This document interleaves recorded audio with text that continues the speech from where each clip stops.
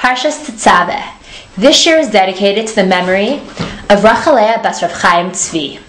Last week we spoke about the kelim, or the vessels in the Mishkan, in the tabernacle, and that are going to be later on in the Mikdash, in the temple.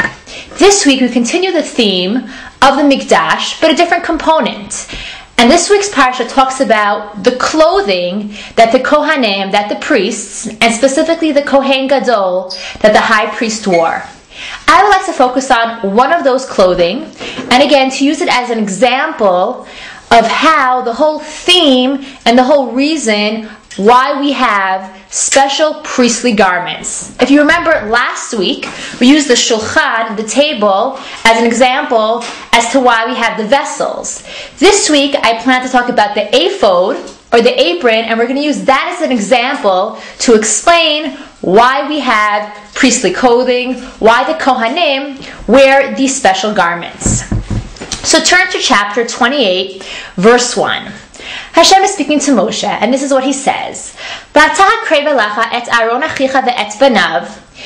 close to you, bring close to you Aaron your brother and his sons, Ito with him, mitoch b'nei Yisrael, from the midst of b'nei Yisrael, l'chahano li, to make them kohanim, to make them priests for me.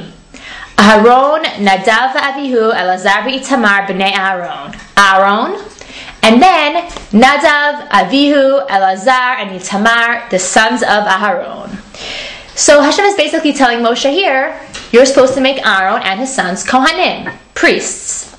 V'asita bigdei kodesh la'Aaron achicha, and you should make holy garments for Aaron your brother, lechavod, for honor, u'letif'eres, and to glory, and for glory. And you should speak to everyone who is wise of heart, that I have filled him with a spirit of wisdom. And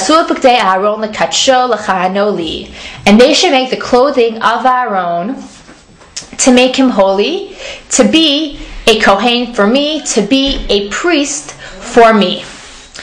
So we have a couple of questions here. One question that jumps out to us is, of course, as we said, why do the Kohanim have these special clothing? But there's another question that comes out, which is, who's the one who makes these clothing? If you look at verse 1, Hashem tells Moshe to bring Aaron and his sons close to him. Then in verse 2 he says, V'asita, and you, Moshe, are supposed to make these holy garments. But then who does it say makes the garments in verse 3? In verse 3 it says, Moshe, you're supposed to speak to these wise people of wisdom of the heart, who I, Hashem, have filled them with this wisdom, and they should make the clothing for Aaron and his sons. So who makes the clothing? Moshe or the artisans? That's unclear, and Malbim addresses this question. Before we get to the answer, let's just quickly go through the clothings of the Kohanim. Continuing in verse 4, these are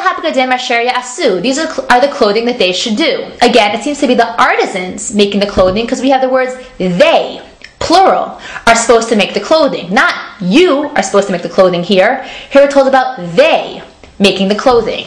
Choshen, the breastplate, Eifod, the apron, Ume'il, the coat, Uktonet, and a tunic, Uktones tashbeitz, and an embroidered tunic, Mitznefes, a hat, Ve'avnate, and a belt.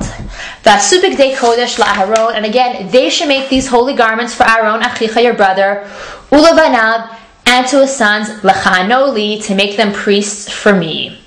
And then we're told in the next verse that they are going to take the different materials to make these garments. So again, back to our original question, who makes the garments, and what are the reasons for these garments? Now if you look in the verse, again, verse 1, we are told a reason why, verse 2, why Moshe is supposed to make these garments for the Kohanim, for the priests. Again, look in verse 2. And you should make these holy clothings for Aaron your brother, lechavod u'letif'eres, for honor and glory. Somehow these clothing give honor and glory. Well, the question is, to who? To Aaron or to God? What is the role of this clothing? Let's look at Ramban. If you have Ramban in front of you, turn to Ramban, verse 2, lechavod u'letif'eres, for honor and glory. And let's see how he explains it.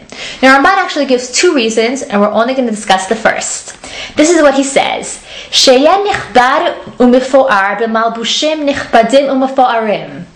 Apparently, Aaron should be honored and glorified with beautiful clothing, with honorable, glorious clothing.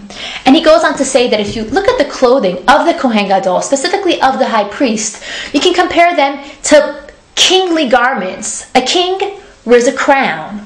The Kohen Gadol wears a tzitz. He wears a plate across his forehead. Again, that plate is going to say Kodesh LaHashem, holy for God, because that's indicating that he is like a king. But what does it mean he's a king? Not a king for himself. He's a king because he is